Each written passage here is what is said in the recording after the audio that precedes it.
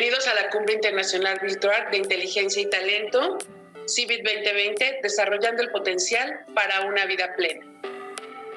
Hoy tengo el gusto y el honor de recibir a la doctora Cintia Astrid Reyes Lozano, quien es expresidente fundadora de Mensa México, Asociación Civil, desarrollando toda la estructura vigente y logrando un reconocimiento como filial de Mensa Internacional. Trabajó durante su doctorado en Tecnologías de la Información, aplicando una aula invertida para el aprendizaje de matemáticas al nivel bachillerato. Es autora de artículos científicos en procesamiento de polímeros y estrategias innovadoras de educación. Es fundadora y administradora de Robocap, Escuela de Robótica para Niños y Jóvenes desde el 2014. Es divulgadora de la ciencia, youtuber y ha participado en eventos tan importantes como Talentland y tiene presencia en diferentes redes sociales precisamente divulgando la ciencia. Bienvenida a este evento, Cintia. Bueno, pues empezamos. Fíjense que, yo no tengo que platicarles que hay muchos problemas que tienen los jóvenes de altas capacidades, ¿verdad? Entre las circunstancias diversas que tenemos, de repente está que el sistema en las escuelas no empata del todo con las inquietudes que presentan estos niños. Y entonces de repente los empezamos a llamar niños problema de otra manera. Yo lo que te quiero presentar es una serie de herramientas para que si haces homeschooling, si tienes un pequeño grupo de colaboración o si eres un docente, puedas considerarlas para que las apliques y espero tengas mucho más éxito en el desarrollo de las competencias de estos chicos de altas capacidades. Entonces, básicamente de eso es de lo que voy a hablar, estrategias pedagógicas que te permiten mantener, yo le llamé aula activa, pero bueno, esto puede ser también un círculo de aprendizaje. Ya la doctora Rosalina me presentó, soy Cintia Reyes, tengo un canal de divulgación de ciencia en YouTube, tengo un par, pero uno es bastante más académico y no lo estoy incluyendo aquí. Y de repente, mucha de la información que incluyo en mi página o en mi canal, la tengo referenciada en mi sitio web, que es cintiarreyes.com. Arriba la falta de originalidad con los nombres. Entonces, vamos a platicar de qué es el aprendizaje activo. El aprendizaje activo se basa en el constructivismo. Hago esta aclaración porque de repente hay muchas confusiones para empezar respecto a qué es el constructivismo. ¿Y de qué estoy hablando específicamente? Me refiero a actividades de laboratorio, discusiones, análisis colaborativo que pueden ser cara a cara en un lugar presencial o pueden ser en línea. El aprendizaje activo permite que se profundice el conocimiento y que el aprendizaje sea significativo. Y de repente esto nos platican en todos lados, ¿no? Es que esta nueva tendencia ahora sí nos va a resolver todos los problemas. Así que para que me puedas creer, te tengo un poco de respaldo en algunos experimentos que te voy a platicar muy por encima. Hay un experimento, o más bien un análisis que se hizo a distintos experimentos en estudiantes de las áreas de STEM. STEM tiene que ver con todo lo de ciencia, tecnología, ingeniería y matemáticas. En realidad se hizo un análisis de 225 estudios en los cuales se compararon las clases tradicionales, que así les llamamos, contra las clases que tenían actividades constructivistas. Lo que se comparó es que la gente, los estudiantes que cursaban las clases de manera tradicional, tenían un índice de reprobación 55% mayor que cuando estamos hablando de un enfoque constructivista. Esto es para que digan, posiblemente sí funcione, ¿no? Para que se emocionen conmigo. Ahora, yo sé que en muchos espacios nos han llegado con la idea de que hay que ser constructivistas y de repente no nos explican bien eso qué significa. Y los profesores, una de dos, o tenemos un rechazo al cambio o hay quienes abusan de la idea del cambio y dicen, pues eso quiere decir que tengo que hacer menos trabajo.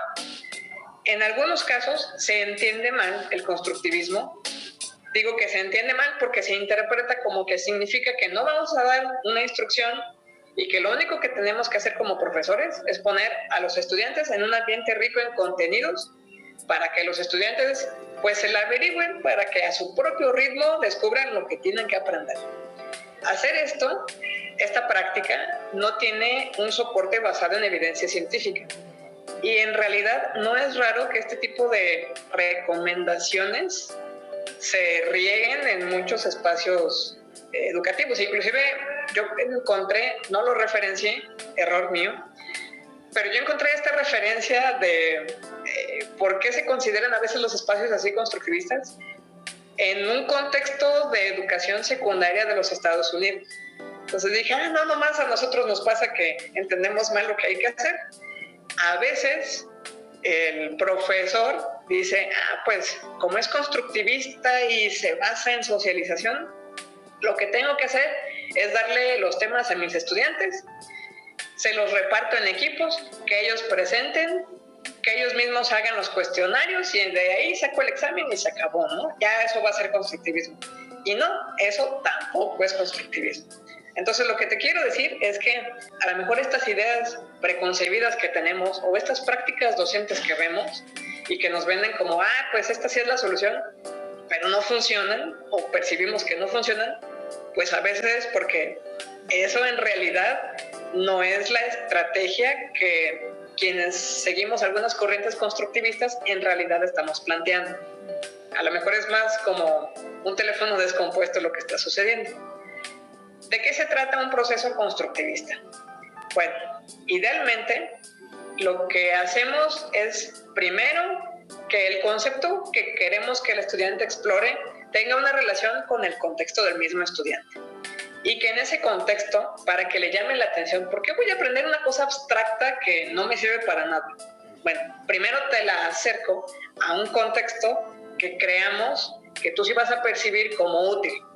Y a esto se refiere la parte de identificación. Luego viene la comprensión de los conceptos, que puede ayudarse mediante hacer representaciones. Para esto, para cada uno de estos puntos hay una pequeña lista de sugerencias de actividades, pero se los voy a describir así a grosso modo antes de entrar más a fondo. Ya que creemos que el estudiante comprende los conceptos y los puede representar, por ejemplo, con mapas de ideas, entonces lo podemos poner a practicar y ya que practica podemos hacer análisis diversos de errores. Algunos de ustedes, como en México y en América Latina ya tenemos tiempo con esta tendencia de las competencias, habrán escuchado la famosa taxonomía de Marzano. Marzano nos ayuda a que estos solo 3 pasos que mencioné, que en realidad no solo son 3, los podamos ver como si fuera una especie de pirámide. Y decimos, pues el primer nivel es identificación, y con estos verbos de la taxonomía empezamos a hacer las redacciones, ¿no? Mi primer paso va a ser que el estudiante identifique en qué contexto se emplea este concepto. El segundo paso es que pueda representar el concepto haciendo ejercicios de tal tipo. El tercer paso es que repita, ejecute, practique, etc. El quinto paso es que pueda depurar errores, hacer análisis, hacer diálogo, hacer críticas, hacer observaciones. Y hasta el final hablamos de solución de problemas más complejos o de poder representar eso que se aprendió en contextos nuevos. Les quiero platicar un caso de estudio. Empecemos con el primer caso de estudio. Hay una persona llamada Roger Bybee quien ha evaluado jóvenes de secundaria en India a través de una estrategia constructivista particular que él describe como obtener información, participar de esta a los demás en el grupo, explorar la información, que cada uno pueda explicar qué es lo que le ha parecido más interesante. Se diseñan actividades para poderlas elaborar, que puede ser esto de las partes activas que yo les decía, puede ser una práctica de laboratorio, puede ser una discusión, puede ser un diálogo. Se evalúa qué fue lo que se encontró a partir de esta actividad previa y luego se identifica qué temas son los que queremos profundizar o ampliar. En educación, quienes hemos hecho investigación alguna vez, una de las prácticas que hacemos se llama cuasi experimental. Eso significa que se hace un pretest y un post-test. ¿Qué significa? Tenemos esencialmente dos exámenes prácticamente iguales, pero no el mismo examen. Es decir, queremos evaluar las mismas cosas y las evaluamos antes de hacer nuestra intervención y después de hacer la intervención. El objetivo de esto es ver si la intervención, sirvió de algo o nada más los echamos a perder o perdimos el tiempo. Entonces, esta persona, entre las variables que tomó en cuenta, era los estudiantes que tenía en su grupo, si eran de bajo, regular o alto CI. Puede parecerles una mala noticia que en los jóvenes de CI alto, pero de perfil académico, no hubiera una mejora con respecto a lo esperado. Además, en estas prácticas cuasi experimentales tenemos un grupo de control en el cual no se hace la intervención, que es en el que se le dan las clases normalitas de toda la vida, y un grupo experimental que es en el que hacemos la intervención. Entonces, cuando se comparan jóvenes de alto CI del grupo control con clases normales con jóvenes de alto CI del grupo en el que sí se hizo la intervención, se encuentra que no hay diferencia estadísticamente significativa. O sea que en los dos grupos, los chicos de alto CI con perfil académico les va igual de bien.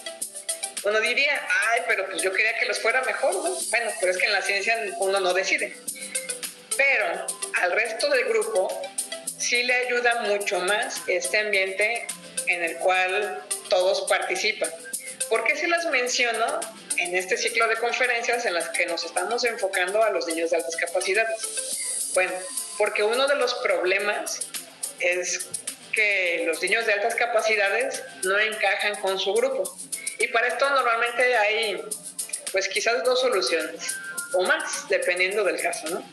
Una es ver cómo le hacemos para integrarlos y darle la vuelta al profesor para que encuentre estrategias en las cuales de veras se siente integrado el joven. La otra es separar a los jóvenes de alto CI y la tercera es ignorarlos y pues hay que se la vean como puedan. Y bueno, el peor de los escenarios es justamente este último, ¿no? Les comento esta estrategia en la cual los de alto CI, como les digo, no les fue mucho mejor porque en esa estrategia los jóvenes de alto CI fueron perfectamente integrados con los que son sus pares, a lo mejor en edad, pero no en CI. Entonces es una estrategia que podemos usar para que los jóvenes muy inteligentes no se sientan aislados. Una bondad de estos métodos constructivistas es que para que nosotros provoquemos la necesidad del aprendizaje, trabajamos en lo que Vygotsky llamaba la zona de desarrollo proximal. Significa que yo sé sumar 1, 2, 3, 4, pero no sé multiplicar, pero le presento al joven la necesidad de que tenga que multiplicar porque sumar muchas veces de manera sucesiva me da flojera y me toma mucho tiempo. Entonces, ese presentarle un problema adicional al niño o al joven es lo que le puede motivar a aprender más. Cuando presentamos este tipo de estrategias, lo que buscamos es que en realidad, aunque todos lleguen a un nivel mínimo, cada quien pueda decidir qué tanto más puede profundizar. Entonces, Roger Bybee sí efectivamente analizó con un examen estándar el desempeño de los estudiantes, pero en los comentarios de su estudio, él claro que tiene que los jóvenes de alto CI y todos los jóvenes que así lo quisieran podían seguir profundizando en el concepto, formando parte de un mismo grupo. Entonces, esta es la ventaja que yo le vi, esta es la bondad que yo le vi a este acercamiento que tomó Roger. Les platico otro caso de estudio. Como les decía, pues el asunto es que trabajemos en la zona de desarrollo proximal, justo en el límite de lo que sabemos que los niños o jóvenes saben y los tratamos de retar para que aprendan algo diferente. Entonces, el estudio del que les quiero platicar lo desarrolló William Hope en el 2016. Él trabajó en un verano científico para jóvenes de altas capacidades. Los dividió en dos grupos, uno que era conductista y otro que era constructivista. No lo he aclarado, error mío. Como estoy pensando en mi cabeza que todo el mundo sabe lo que es una aula tradicional, no lo he recalcado. Cuando decimos es un aula conductista o tradicional, lo que queremos decir es que llega el profesor a escribir en el pizarrón, en el pintarrón, él es quien domina el tema y todo va en una sola dirección. El profesor es el que sabe y es el que riega los conocimientos idealmente a todos sus educandos, ¿no? Él es el que tiene control. Tienden a ser salones donde la disciplina es importante, que todos me hagan caso cuando yo estoy hablando, yo profesor, que todos estén quietecitos, que sigan mi instrucción. Algunas personas lo llevan a un extremo, al extremo de que no me cuestionen, que no me pregunten cosas que no sé, porque ay. Entonces, ese es el tipo de cosas de las que nos referimos cuando hablamos de conductismo. Y el constructivismo, pues, es esta cosa que te quiero vender como un conjunto de estrategias. Ahora, tenían a dos grupos de alto CI, de jóvenes de secundaria en un verano científico. A un grupo le dieron instrucción conductista, así como te la acabo de describir, y al otro grupo le dieron un entrenamiento constructivista. Y a los dos grupos igual los evaluaron antes del verano científico y después del verano científico. Y en lo que destaca el grupo de jóvenes con una instrucción constructivista es que ellos sentían entender mejor de qué se trata esto de hacer la ciencia. En las palabras de Hope, la evaluación en la que destacaron es la comprensión de la base empírica de la ciencia. ¿Por qué es esto relevante? Porque a uno nos platican en la escuela de niños, no, pues es que los científicos concluyeron tal. Y puede llegar a tal nivel la forma en que nos imaginamos a los científicos que muchas personas en nuestro país, en América Latina, ven al científico como una autoridad irrefutable. Es que salieron las noticias que un científico dijo que tenía la cura de tal. Un científico dijo que esto es verdad. Caray. Pero este concepto, pues en realidad es cerrado. La ciencia es un constructo de ideas que se va modificando y que vamos experimentando y que vamos entendiendo que en algunos contextos funciona algo que se experimentó, pero le cambias una variable y a lo mejor ya no funciona igual. De esto se trata la ciencia, de reconstruirse constantemente. Justo en esto fue en lo que los jóvenes del grupo constructivista tuvieron una mejor comprensión. Y esto, algunos de nosotros lo vemos como una excelente noticia, porque lo que quisiéramos, algunos que hacemos comunicación de la ciencia, es que la gente se quite la idea de esta autoridad indiscutible y de que nos demos todos la oportunidad de leer más, de criticar más, de analizar más, porque al final de cuentas no hay una solución absoluta prácticamente en nada. Entonces, bueno, a mí me pareció muy interesante este caso de estudio. Ahora, les voy a platicar un poquito del aprendizaje híbrido activo. Les comento, esta definición todavía no se publica oficialmente. Yo la estoy tomando de un grupo de investigación que trabaja en Inglaterra. El artículo en el que proponen este término ya fue aprobado por la revista científica, pero todavía no se publica. Así que literal les estoy trayendo así el pan calientito salido del horno, ¿no? De lo que ellos hablan es de combinar actividades significativas que tengan interacciones. Ellos son de esta corriente que dice que el aprendizaje nace porque hay interacciones. La interacción significativa puede ser con el contenido. El contenido puede ser un video, un libro, un foro.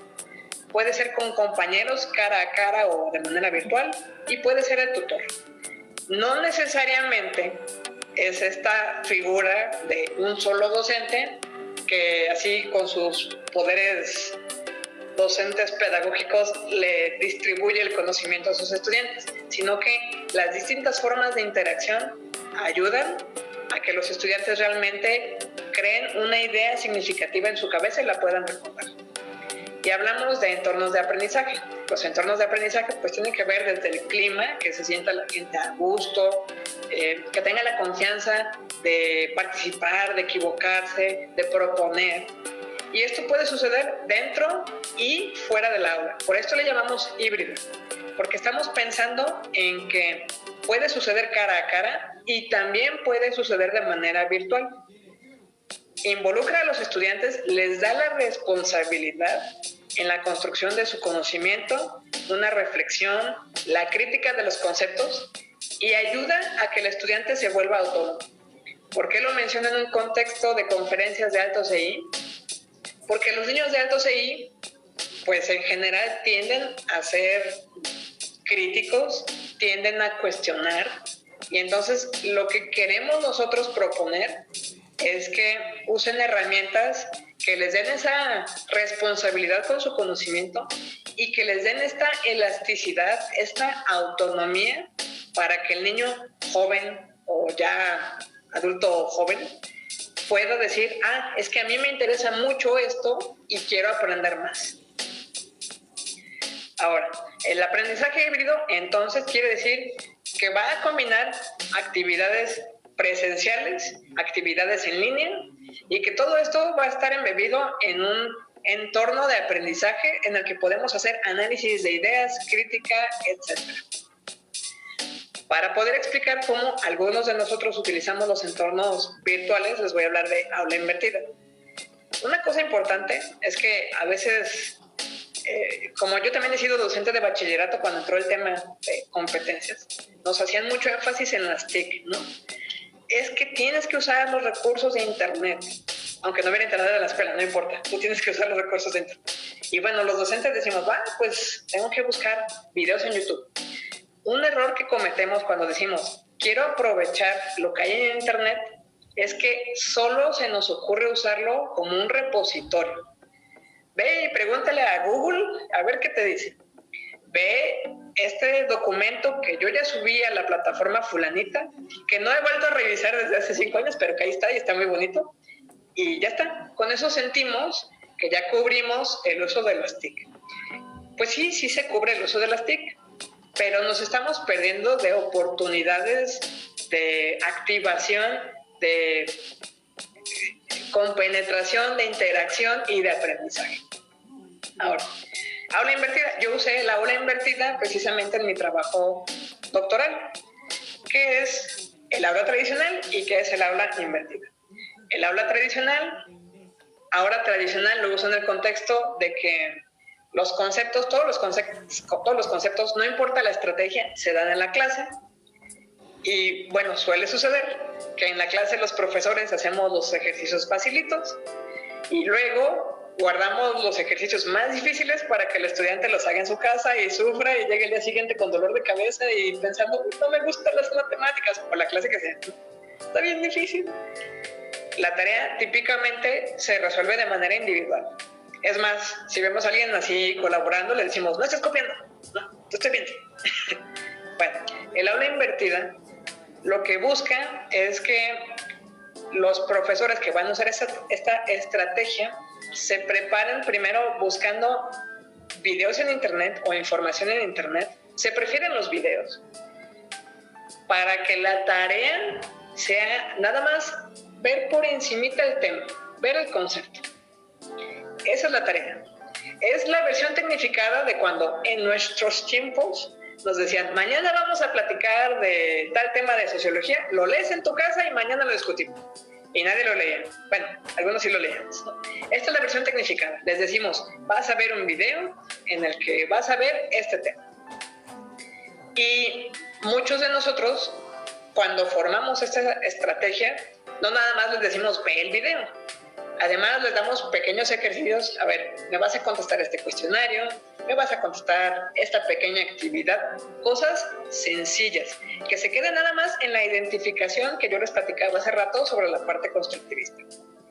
Y luego los ejercicios se hacen en clase. Puede ser de manera individual o puede ser de manera colaborativa con el profesor presente como guía. ¿Cuál es el punto del aula invertida? Que el tiempo presencial sea de mayor calidad, que el estudiante no se sienta abandonado con las cosas difíciles de resolver. Cuando se atora, pues ahí está el profesor para llegar y a ver en qué tienes un problema.